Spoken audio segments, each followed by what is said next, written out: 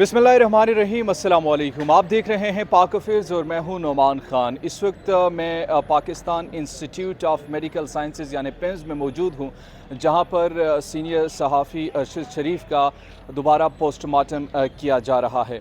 यहाँ पर अगर सिक्योरिटी के इंतज़ामात को देखे जाए तो मेरे अक़ब में आपको नज़र आ रहा होगा कि पुलिस यहाँ पर मौजूद है, इस्लामाबाद की पुलिस भी है, मीडिया यहाँ पर मौजूद है और यहाँ अरशद शरीफ के पोस्टमार्टम का जो सिलसिला है वो यहाँ पर किया जाएगा। इस पोस्टमार्टम से इनके फैमिली के रजामंदी से हो रहा है और इनके फैमिली ने ये बाकायदा तौर पर ये इजाज़त दी कि इनका पोस्टमार्टम दोबारा होना चाहिए। इवन कि इनका पोस्टमार्टम केनिया में एक मरतबा हो चुका था, अब दोबारा पाकिस्तान में इनका पोस्टमार्टम किया जा रहा है।